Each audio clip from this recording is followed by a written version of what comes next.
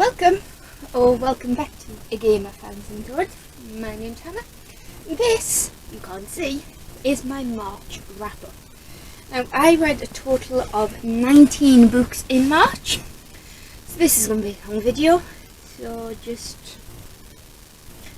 we're just going to dive right in. 3 of these I did buy and read in the same month, so points for that, and they were, it would help if I can get my notes, my ratings, because otherwise I won't have a clue.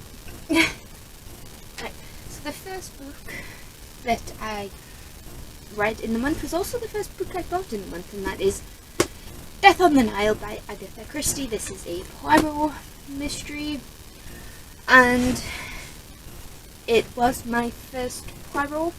I have seen Murder on the Orient Express with Kenneth Branagh, and I have seen some of the David Suchet TV movie ones, and I enjoyed them, so I saw this in the charity shop for I think about £1, and I picked it up and started reading it.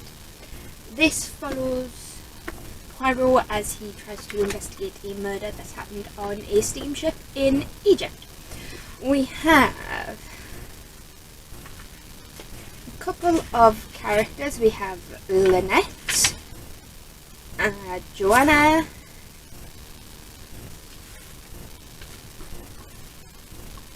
Tim Allerton and his mother, and yeah, it was a while since I read this, but I did like the twist. The reveal was very well done.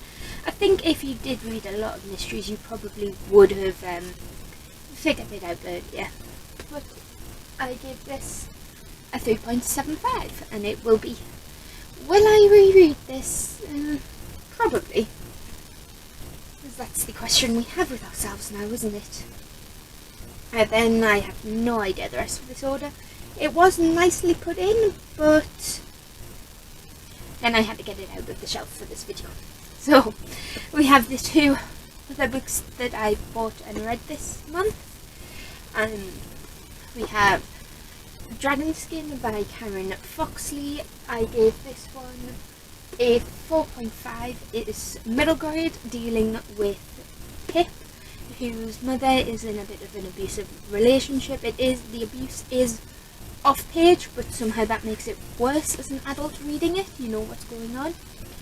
But in this, Pip finds a dragon and takes it upon herself to be the dragon's saviour. The tagline of this means saving the dragon means saving herself, and this is so cute, sweet, heartbreaking. There is one thing that stopped this from being a 5 for me, and there is a character in here called Mika, and I'm not quite sure what happened to him, whether he went away or he died. So that's the one thing that stopped it from being a 5 for me personally. But then the last book that I bought and read this month is The Land of Ro by Jenny McLachlan.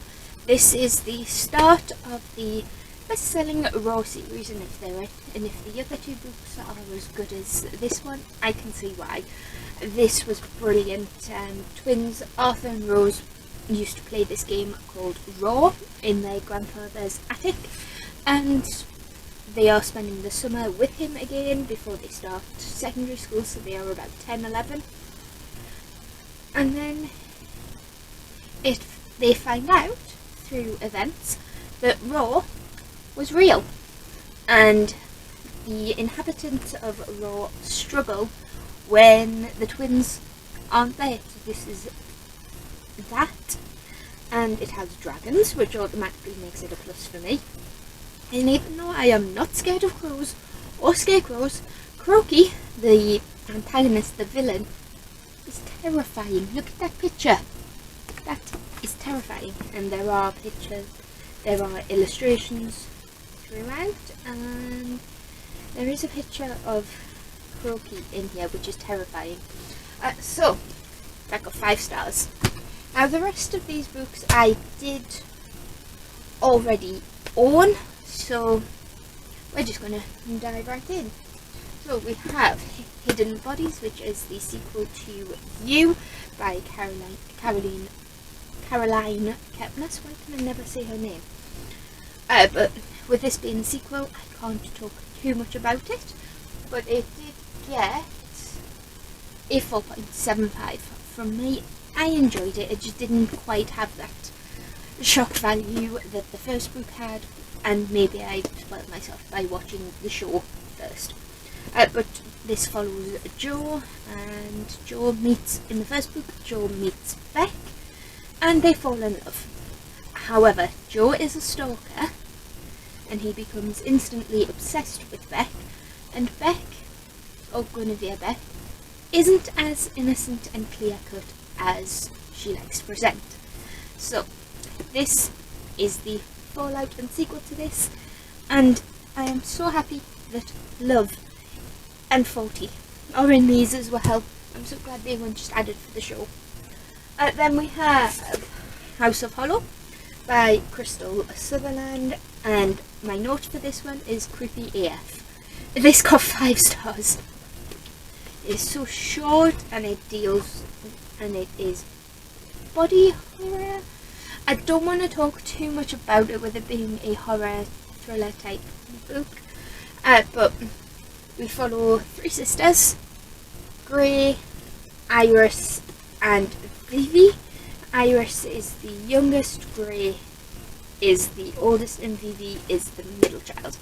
Now when they were younger, think about when Iris was about 5 or 6 maybe, they disappeared in Scotland for months. I can't quite remember the exact details, but they disappear. When they come back, they aren't exactly normal, and it's a very intriguing, twisty-turny book that I will probably read again to give myself nightmares. In case I didn't mention it, that got 5 stars. Then we have A House of Dragons by Jessica Lewis. Now this book does deal with dragons, so we should have loved it, but I gave it a 4.5.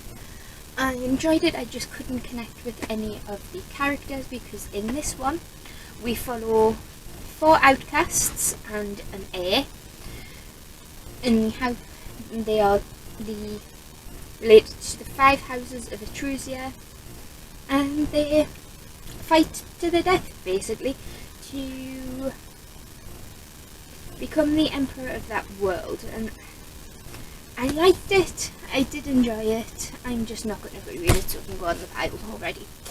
And then we have A Winter Keep by Kristen Fisher. Now this was so, I mean the story wasn't comforting in any way. It deals with death, treachery, lying, but it felt like going home. This is the 4th installment in the Graceling realm, where each of these these people have graces, and one way to spot that they have a grace is they have heterochromia. They have one eye one colour and the other eye the other colour, a different colour. And I gave this one 4 stars, and it was just so comforting. It felt like going home. I loved being back with Bitterblue, and yeah, it was a very interesting take on the world and how the different continents react to each other. And then we have Firekeeper's Daughter, which was by Angelina Foley. This is a bit of a, I don't know how to categorise this because it is contemporary fiction, but it deals with quite hard topics. We follow Dennis, who is part Indian, Native American, First Nation, and part, is it Canadian? I'm not sure. But this dealt really well with how Dennis navigates the 2 parts of her culture, the traditional native side of things, where she attends powwows. Can I say that as a white English woman? and she understands the native traditional medicines, and then her Canadian American side. I can't remember where exactly this is set. I know it is America. And Darnus discover, and through events, Darnus ends up being involved with a. When she witnesses a murder, she reluctantly agrees to go undercover, but she realizes that there is more to it than meets the eye, and the FBI may not have the native inhabitants' best interests at heart. So I got a 5 out of 5 stars. We have the books I read for Gear Up, which was the mini magical readathon hosted by G at Book Roast. I do have a reading vlog for that if you want to see my full thoughts, but I read these. Technically I could have got away with just reading that one and any one of these other ones, but we know how I like to be an overachiever. So I read Sky Hunter by Marie Lu, and unfortunately I didn't love this one. It got a 3-star. I just couldn't connect with it. I found it a little bit predictable, but the cover is gorgeous. This follows Talon, who is a refugee against this war that takes the victor, the losers, and turns them into ghosts, mutant war beasts. And then a mysterious creature is mysterious prisoner is brought in from the front, and it turns out that he could be the weapon that will save them all. I found this predictable, and I'm already forgetting things. Then I read my wolf books. So we have The Wolf Wilder by Catherine Rundell. This is Russian folklore-ish, following Theo, who is a wolf wilder. She takes these tame wolves and releases them, and ends up on a journey that will take them into the heart of a revolution. And I absolutely adored the ending of this. And I've got 5 stars. My notes for that one were so sweet and touching. And then I have For the Wolf by Hannah Witten. This is a first in a series and is a take on Red Riding Hood with maybe a little bit of Beauty and the Beast inspired as well. And it got 4 stars. I enjoyed it. I didn't love it, but I am interested in seeing where it goes from there. Then we have a historical fiction called The Wolf Den by Elodie Harbour, which doesn't deal with wolves in the literal sense, but the men of it. But we follow Amara, who is educated. She is the doctor's daughter, but her father died and plunged her family into debt. To try and survive, her mother sold her to a neighbour, where Amara became a courtesan, and then ended up in a brothel in Pompeii. And this is a story of her coming to terms with that, surviving that, and making a life for herself. And I gave it 4 stars. I just couldn't fully connect. It felt like we were being kept at an arm's distance from these characters. Perhaps purposefully, I don't know, but I just couldn't connect with any of the girls in that. And we have A Red Wolf by Rachel Vincent. This is a dark retelling of Red Riding Hood, and I gave it 4.75. It was a slow start, but once the story got going, I did really enjoy it. I think you just have to stick with it. But in this one, Adele and the villagers live in fear of a dark wood that surrounds their village. And all sorts of nasty creatures live in there. But unlike her neighbours, Adele finds that she actually has a reason to go in the woods. She is part of a long line of guardians whose sole purpose is to protect the villagers, without the villagers seeing them, because they would be hunted as much as the creatures that actually do need hunted. But the ending of this was very interesting, and 4.75. Then I have some random books. Unfortunately, I do have a DNF, which is Defy the Night by Bridget Kemmerer. I got to 100 pages and just couldn't care. Basically, I didn't need to know, I didn't want to know, I couldn't connect to any of the characters, and which is a shame because this book is purple and I love purple. But that can go on the pile. I didn't get very far into it to tell you what it was about, so I'm sure there'll be somebody on BookTube who adored that book, which is fine because not everybody likes the same things. Then I borrowed a book from my sister. I have One of Us is Lying by Karen M. McManus, and I gave this one 5 stars. This follows the story of Bronwyn, Cooper, Nate and Addie, who are all in detention with Simon. Simon is the creator of the school's gossip app, and in this detention, Simon is dead.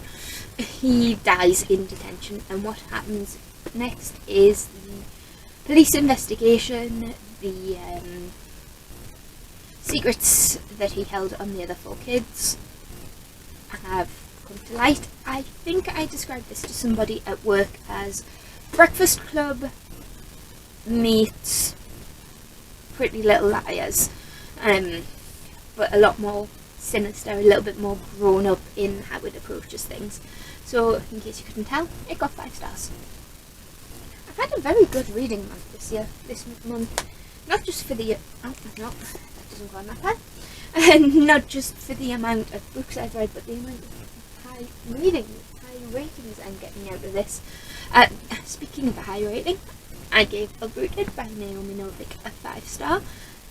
This was beautiful. It's a story of roots and how they can both constrict and strengthen you. Knowing where you come from is important, but also not feeling trapped by that.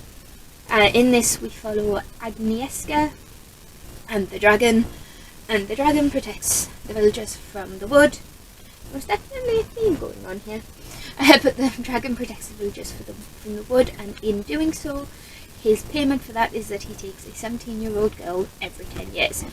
The girls come back to the village changed, but they swear he hasn't touched them, but they are tainted by that insinuation that they've been living with a middle-aged man for the last 10 years alone. But obviously Agnieszka is chosen, and she goes on a journey of self-discovery, learning more about the dragon, learning more about herself, and learning more about the wood. And I absolutely adored it. Then we have some random books. We have King of Battle and Blood by Scarlett Sinclair.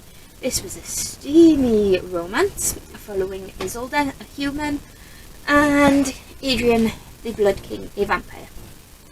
But it's more than just them getting together. There is the expectation of how Isolde is supposed to react as a princess and as a queen, and also how she deals with the fallout of arranging to marry her enemy. And there is more to this than meets the eye as well, because Isolde has her secrets that she uncovers. There's a discussion on how history is written by the victor, how your perspective on history changes depending on what side of the conflict you are on, and I am very intrigued to see where this one goes. And I gave that a 4.5. Not my normal thing, so I couldn't really say if it was a good example of fantasy romance, paranormal romance, or if it was just a very good book. So I'm just giving it a 4.5 to be on the safe side, because I didn't love it as much as I would. I didn't love it as much as I did with A Heatless Daughter or The Land of Ro, but those 3 books, King of Battle and Blood, Land of Ro and A Heatless Daughter, are all completely different. So it's unfair to lump them all together, because they all want different things. And then I read The Night Watch by Sergei Lukyavenko. This is the first in what was originally the Nightwatch trilogy, but I believe there are about 6 or 7 books now. This follows Anton in a world where there are others. There are vampires, witches, shapeshifters, magicians, witches, and they are kept separate from humans by this veil called the Twilight. And this was interesting because it's almost it was their story 1.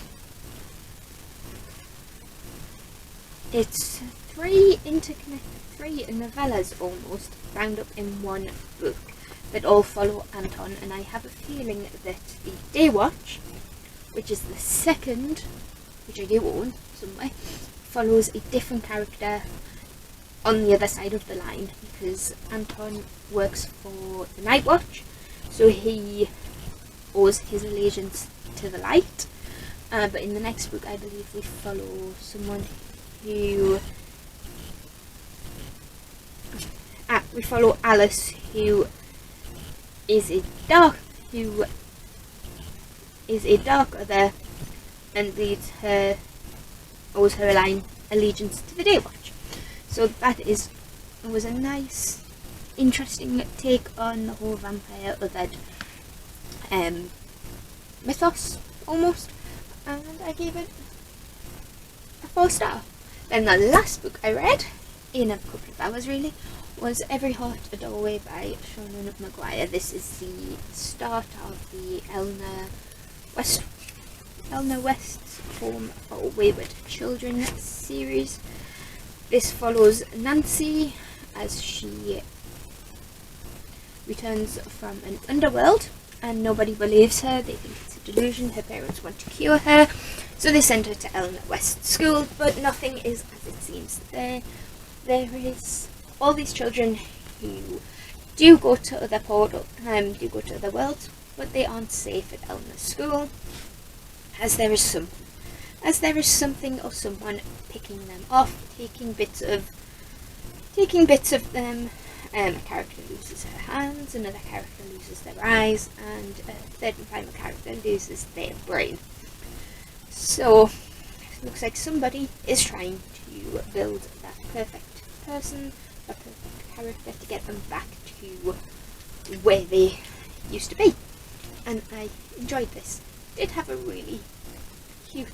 did have a satisfying ending, which did leave it open to more. I do have the other 2 books in the series, the next 2 books in the series, Down Among the Sticks and Bones, where I believe we are dealing with the portal world, and then Beneath the Sugar Sky, which places us back in the real world, I believe. But yeah, that's it for this video. No, well, that's it for the reviews anyway. So, best book of the month. Oh, now that's a hard one. Probably would have to say House of Hollow, because that book stayed with me for a bit, and Firekeeper's Daughter, because again that book stayed with me for different reasons. But yeah, let me know what you've been reading this month, and let me know if you agree with my ratings.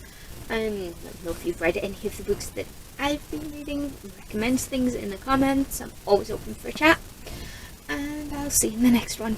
So if you like this video, give it a like and hit that subscribe button if you want to see this, talk about these, and I'll see you in the next one. Bye.